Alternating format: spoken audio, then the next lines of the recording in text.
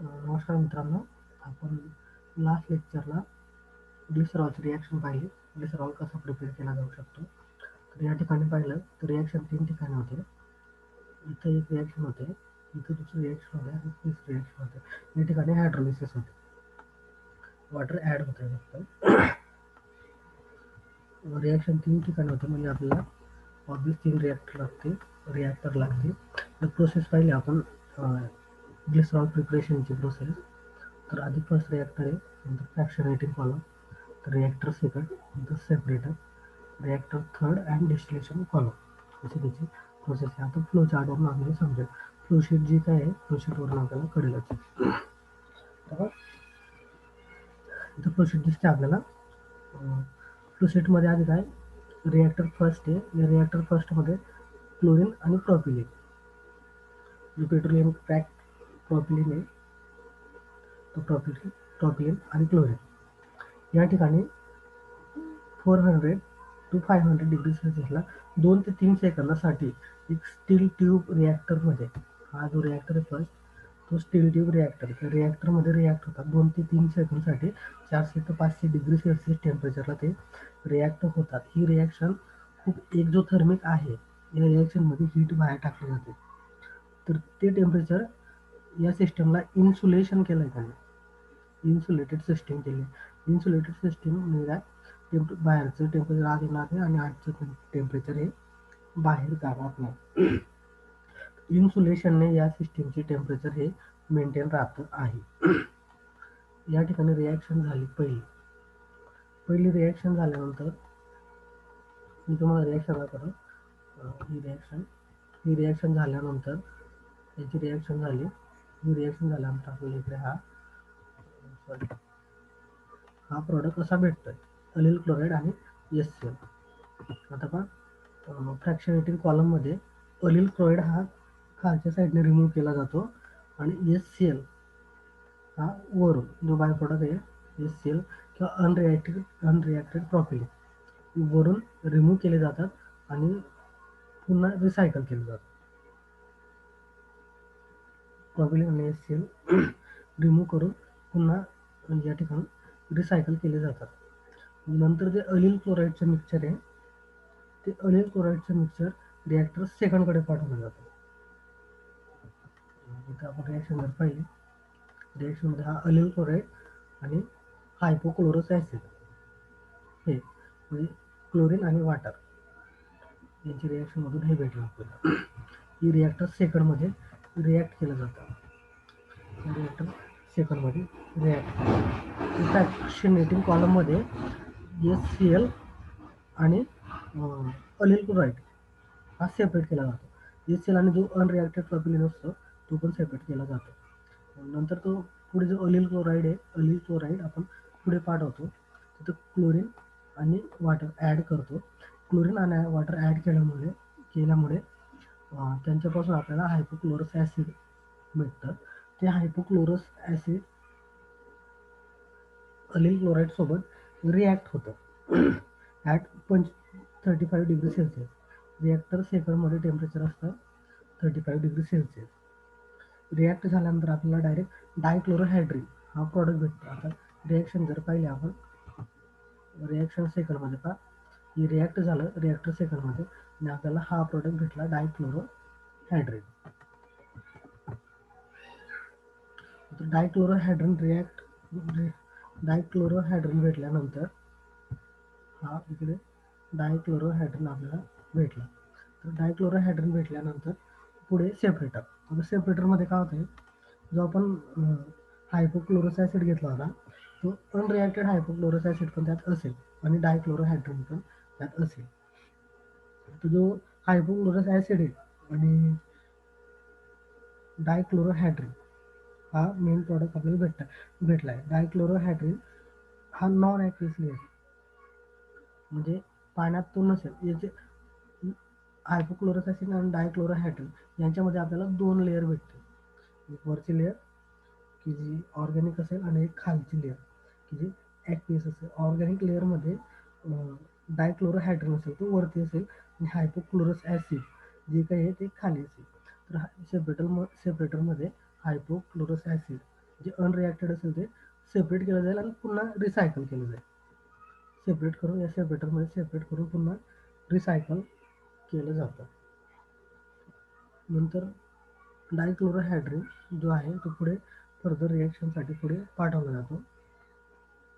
मग थर्ड रिॲक्टरमध्ये आपण जर पाहिलं इकडे हे डायक्लोरोहायड्रिन पुढे रिॲक्शनसाठी पण हा जो अनरिॲक्टेड आहे ते सेपरेटरमध्ये सेपरेट केला जातो. डायक्लोरोहायड्रिन जेवढा असेल हा डायक्लोरोहायड्रिन पुढे मिल्क लाईम किंवा कॅल्शियम हायड्रॉक्साईड यासोबत रिॲक्ट केला जातो आणि पुढे भेटतो आपल्याला epichlorohydrin. Reactor third, reactor first, reactor second, reactor third. तर रिॲक्टर फर्स्टमध्ये रिॲक्ट केलं तर त्याला फ्रॅक्शनल डिस्टिल आउट केलं त्याला फ्रॅक्शनेटिंग कॉलममध्ये. तर याला रिॲक्टर सेकंडमध्ये टाकलं तर याला सेपरेट केला कशाने सेपरेटरमध्ये.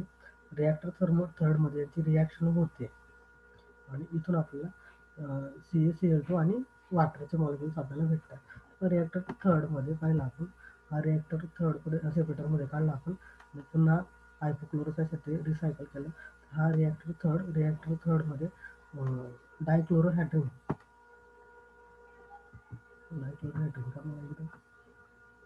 डायक्लोरोहायड्रिन आणि कॅल्शियम हायड्रॉक्साईड किंवा त्याला मिल्क लाईम आपण जे म्हणतो ते दोघं या ठिकाणी रिॲक्ट केले जातात रिॲक्टर थर्डमध्ये ॲट 60°C.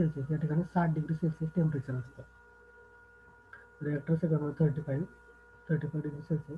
या ठिकाणी 400 ते 500°C या 35 आणि इकडे 60°C टेम्परेचरला त्यांना रिॲक्ट केलं जातं कॅल्शियम हायड्रॉक्साईड. तर आपल्याला या ठिकाणी भेटतो इपिक्लोरोहायड्रिन. इपिक्लोरोहायड्रिन या ठिकाणी आपल्याला भेटतो आणि इपिक्लोरोहायड्रिन या पुढे डिस्टिल आउट केला आहे आपण. डिस्टिलेशन केले कॉस्टिक सोडाने ॲट 150°C. तर या ठिकाणी डिस्टिलेशनमध्ये आपल्याला नियर अबाउट 80% प्युअर ग्लिसरॉल भेटतो डिस्टिलेशनमध्ये. मी फ्लोचार्ट पुन्हा एकदा रिपीट सांगतो.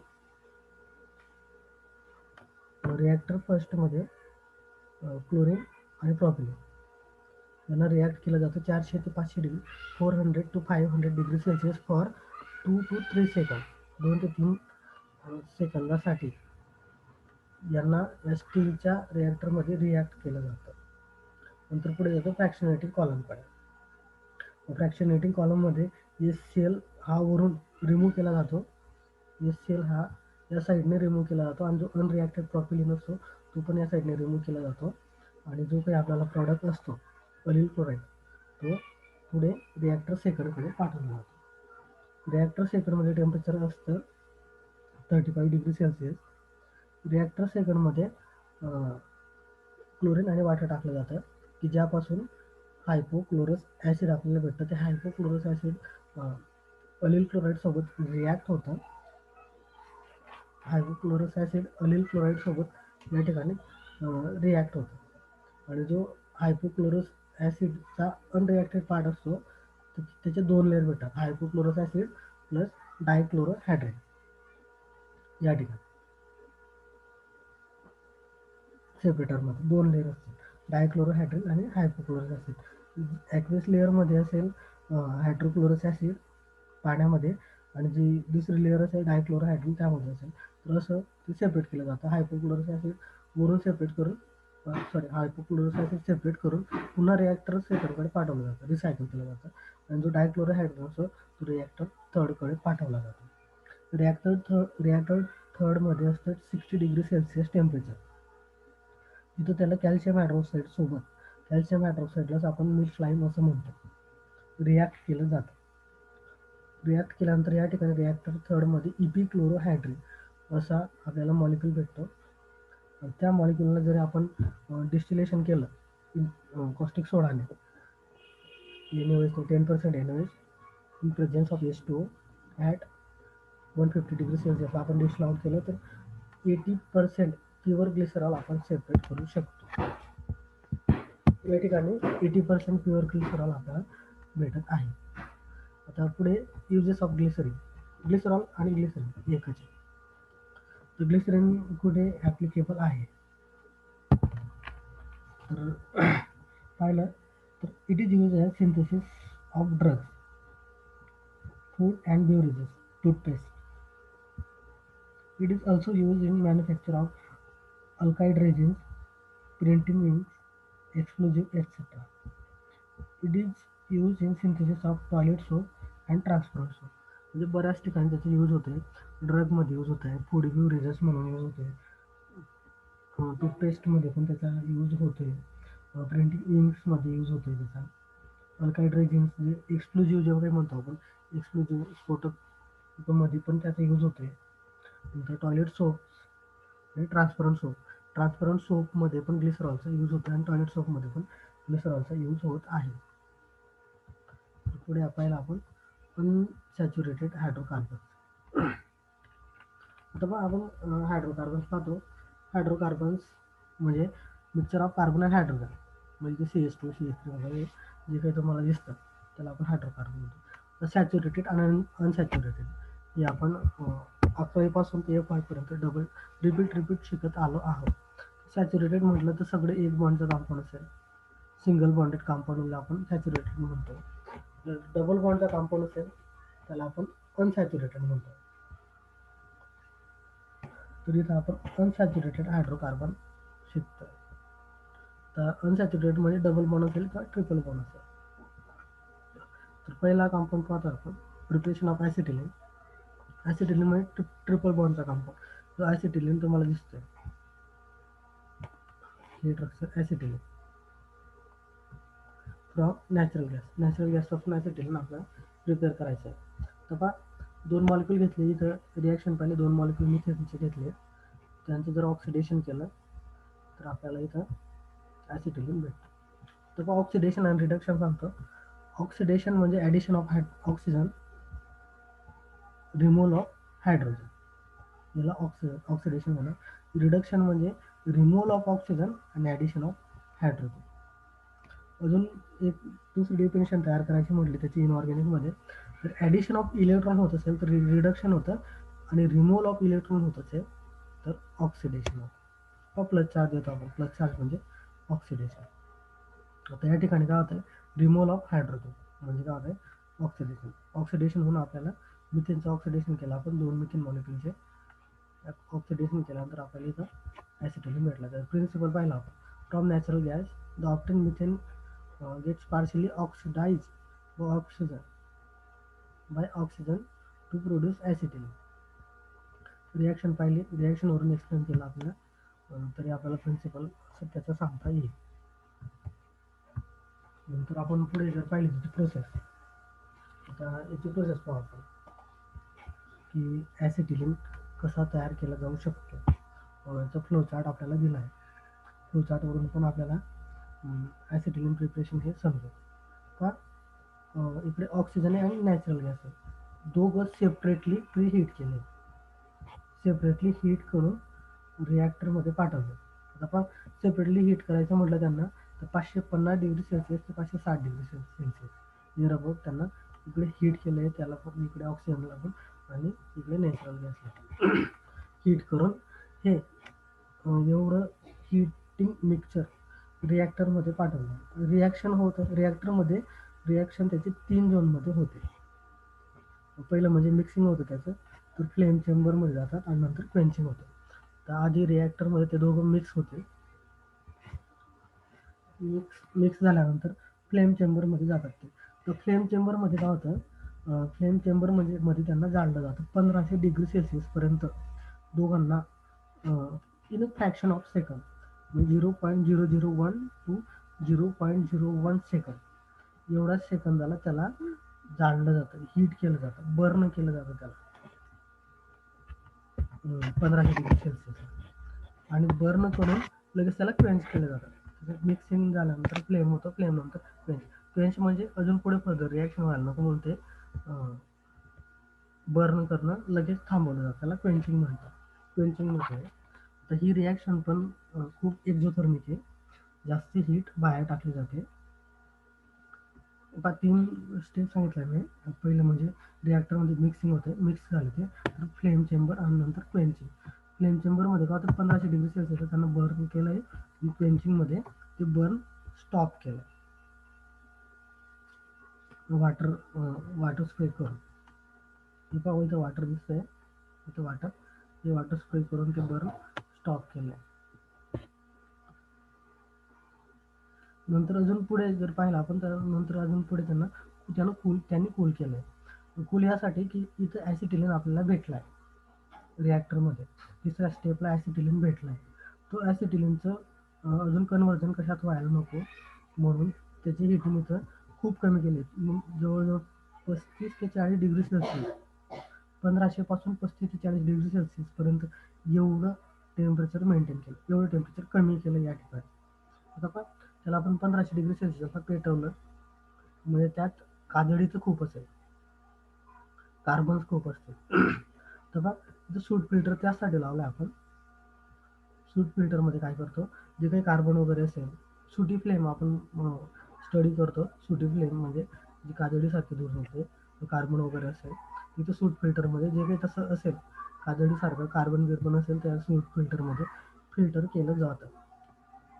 सूट फिल्टरमध्ये कूलरमध्ये टेम्परेचर असतं 35 ते 40 डिग्री सेल्सिअस. नंतर सूट फिल्टरमध्ये सूट फिल्टर केली जाते. नंतर पुढे इकडे पाहिलं आपण, इकडे हा कंप्रेसर आहे.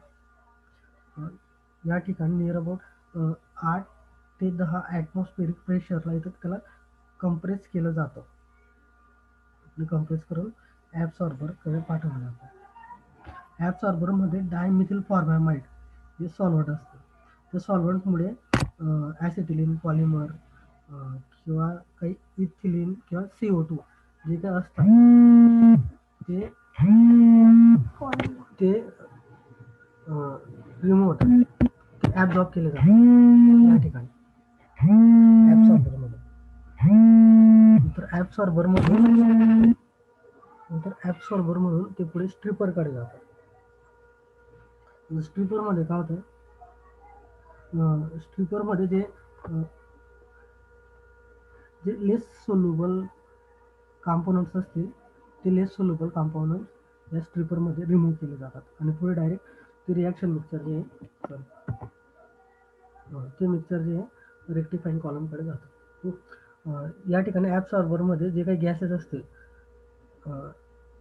गॅसेस CO2 वगैरे ते गॅसेस ॲब्सॉर्बरमध्ये रिमूव्ह केले जातात. स्ट्रिपरमध्ये जे लेस सोल्युबल कंपाऊंड असतील ते रिमूव्ह केले जातात. नंतर पुढे जातं रेक्टिफाईंग कॉलम. रेक्टिफाईंग कॉलम म्हणजे काय, प्रत्येक कंपाऊंड त्या कॉलममध्ये सेपरेट केला जातो. जर समजा मिक्सचर असेल, मिक्सचर ऑफ कंपाऊंड कॉलममध्ये सेपरेट केलं जातं. त्याचं रेट ऑफ फ्लो किंवा पार्टिशन कोएफिशियंट त्याला सेपरेट करतात. तर रेक्टिफाईंग कॉलममध्ये ॲसिटिलीन हा सेपरेट केला जातो या ठिकाणी. एकदा परत प्रोसेस मी रिपीट करतो. त्याच्या आधी नॅचरल गॅस आणि ऑक्सिजन यांना सेपरेटली हीट केलं जातं. नियर अबाउट 550 to 650 डिग्री सेल्सिअसला त्या दोघांना एवढं हीटिंग मिक्सरला एवढं हीटला त्यांना गरम केलं जातं. नंतर त्याला पुढे रिॲक्टरमध्ये पाठवलं जातं. आता रिॲक्टरमध्ये 3 स्टेप असतात, एक मिक्सिंग, नंतर फ्लेम चेंबर आणि क्वेंचिंग. मिक्सिंग म्हणजे ते मिक्सिंगवरूनच आपल्याला समजेल की रिॲक्टरमध्ये दोघांना मिक्स केलं जातं. त्यांना दोघांना मिक्स केल्यानंतर फ्लेम चेंबरमध्ये त्यांना जाळलं जातं. नियर अबाउट 1500 डिग्री सेल्सिअसला त्यांना या ठिकाणी जाळलं जातं. मग तिसरी स्टेप असते रिॲक्टरमध्ये क्वेंचिंग.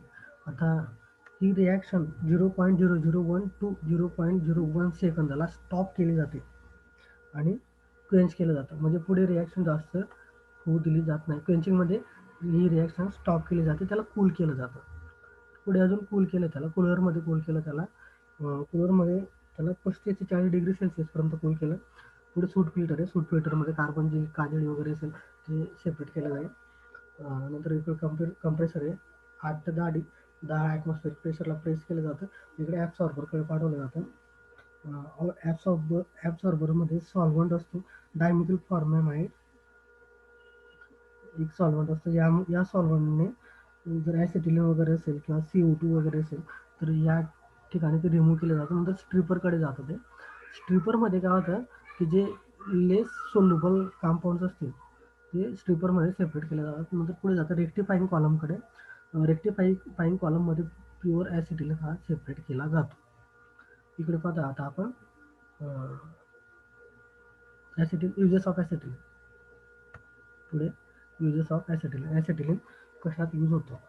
ॲसिटिलीन हा इकडे बरेच कंपाऊंड दिसतात. ॲसिटाल्डिहाइड म्हणा, ॲसिटिक ॲसिड म्हणा, परॲसिटिक ॲसिड. परॲसिटिक ॲसिड आणि ॲसिटिक ॲसिडमध्ये एकच ऑक्सिजनचा फरक असतो. एक ऑक्सिजन परॲसिडमध्ये जास्त असतं. तर व्हिनिल क्लोराईड, व्हिनिल आणि अलील यामधला फरक लास्ट लेक्चरला सांगितलं तुम्हाला. व्हिनिल ॲसिटेट त्याने बनवलं जातं. मिथिल व्हिनिल इथर बनवलं जातं.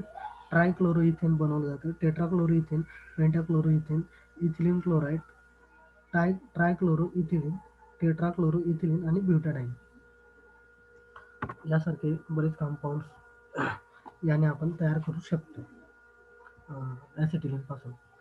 ॲसिटिलीन हा जास्त ऑर्गॅनिक कंपाऊंड सिंथेसिस करण्यासाठी यूज केला जातो. नंतर पुढचं आहे ॲरोमॅटिक हायड्रोकार्बन्स. ॲरोमॅटिक हायड्रोकार्बन्स आपण नेक्स्ट लेक्चरला पाहू.